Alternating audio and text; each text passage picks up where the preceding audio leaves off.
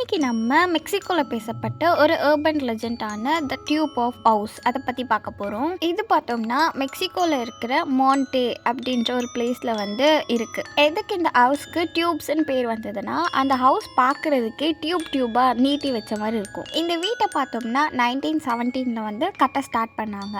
ஆனால் அதை கட்டி முடிச்சாங்களா அப்படின்னு சொல்லி பார்த்தோம்னா கிடையாது, பாதியிலே ஸ்டாப் பண்ணிட்டாங்க. இன்னி வரைக்குமே அந்த டியூப்ஸ் ஆஃப் ஹவுஸ் அது வந்து பார்த்தோம்னா இன்கம்ப்ளீட்டாக மட்டுமே இருக்குது. சரி, இப்போது எதுக்கு அந்த வீடு வந்து டியூப்ஸாக இருக்குது, அதை யாருக்காக கட்டினாங்க அப்படின்னு சொல்லிட்டு இப்போ பார்க்கலாம். 1970s ஒரு பொண்ணு இருக்கா. அந்த பொண்ணுக்கால சுத்தமாக நடக்கவே முடியாது. அதனால அவங்க வீல் சேர் தான் யூஸ் பண்ணுறாங்க. அவளுக்கு இங்கேருந்து இன்னொரு பிளேஸ் போகிறதுக்கு ரொம்ப கஷ்டமாக இருக்கும். மற்றவங்களோட ஹெல்ப்பும் அந்த பொண்ணுக்கு வந்து பிடிக்காது, அந்த மாதிரி சேர் தள்ளுறது அந்த மாதிரி. அதனால அவங்க அப்பா என்ன பண்ணுறாருன்னா, நம்ம பொண்ணுக்காக நம்ம ஒரு புதுசாக ஒரு வீடை கட்டுவோம் அப்படின்னு சொல்லிட்டு அவர் ஸ்டார்ட் பண்ணுறாரு. அந்த மாதிரி கட்ட ஆரம்பிச்சது தான் அந்த டியூப் ஆஃப் ஹவுஸ். அந்த குட்டி பொண்ணுக்கு அவங்க அப்பா நான் இப்படிலாம் கட்டுறேன் உனக்காக வீடு அப்படின்னு சொல்லிட்டு சொல்லியிருக்காரு. அந்த பொண்ணுக்கும் அந்த வீட்டை பார்க்கணும்னு ரொம்ப ஆசையாக இருந்திருக்கு. அதனால அந்த அப்பா அந்த குட்டி பொண்ணை வந்து கூட்டிகிட்டு போகிறாரு வீடை காட்டலாம் அப்படின்றதுக்கோசம். ஆனால் அப்போ அவருக்கு ஒரு கால் வருது, இந்த மாதிரி கன்ஸ்ட்ரக்ஷன் சைட்டில் வந்து 2 பேர் மேலேருந்து கீழே விழுந்து இறந்து போயிட்டாங்கன்னு சொல்லிட்டு. அதனால அந்த அப்பா அந்த பொண்ணை வீட்டில் விட்டுட்டு என்ன ஆச்சு அப்படின்னு சொல்லிட்டு பார்க்கலான்ட்டு போகிறாரு.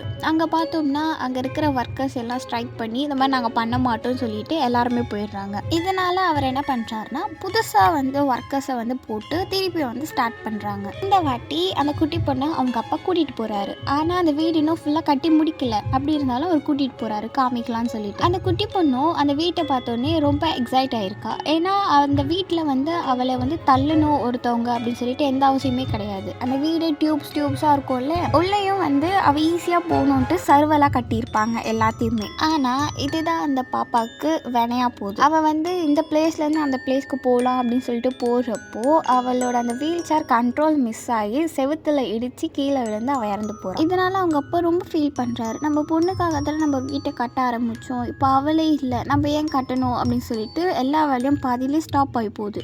இதுக்கப்புறமா தான் அந்த இடத்துல நிறைய அமானுஷமான விஷயம் நடக்குது. அந்த பொண்ணு வீல் சேர் தள்ளுற சத்தம் எல்லாருக்குமே கேட்டிருக்கு. நைட்டில் அந்த வழியாக போகிறவங்க எல்லாருமே அந்த பொண்ணை பார்த்து பயன்படுத்தியிருக்கா. கொஞ்ச நாள் கழிச்சு அந்த வீடு வந்து ஒரு ஏலத்துக்கு வருது. யாருமே அதை மோஸ்ட்டாக எடுக்கல, ஒரு ஃபேமிலியை தவிர. அந்த ஃபேமிலியில் ஒரு அம்மா, அப்பா, அப்புறம் ஒரு குட்டி பையன், இவங்க 3 பேர்.